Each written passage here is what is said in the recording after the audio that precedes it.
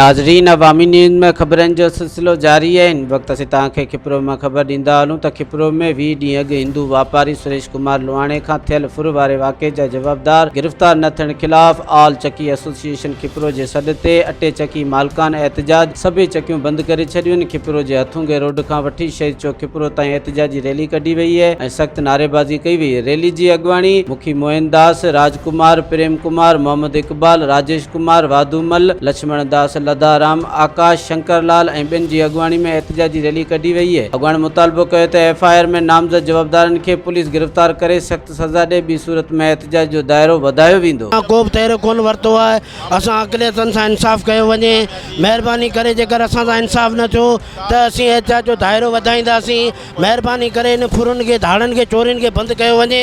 असां मां शहर जो माहौल ख़राब थी रहियो आहे। शहर खे तहफ़ुज़ फराहम कयो वञे। पुलिस को बि तहरीक न वरितो आहे ऐं असांखे महिरबानी करे रिकवरी कराए असांखे जेको आहे बेचैनी ख़तमु कई वञे। पहिरीं त हमेशह इंतिज़ामिया जे इहा चवणु हूंदो त अवी माण्हू नॉमिनेट करियो।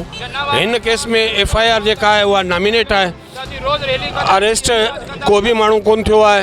पुलिस इंतिहाई जेका आहे गैर ज़िम्मेवारी जो मुज़ाहिरो करे पई, छाकाणि जो जॾहिं नॉमिनेट FIR आहे उन में बि जेकॾहिं जवाबदार अरेस्ट नथा थियनि त या त जवाबदार बाअसर आहिनि या जवाबदारनि जे पोयां जेके बाअसर हथ आहिनि उहे इंतिहाई वॾा आहिनि जेके उन्हनि खे अरेस्ट थियणु कोन पिया ॾियनि।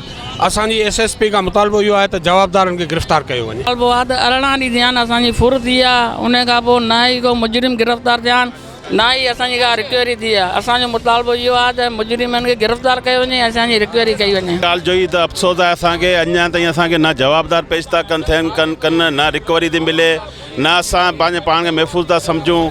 असीं छा सम्झूं? असीं इंतिज़ामिया खे छा सम्झूं?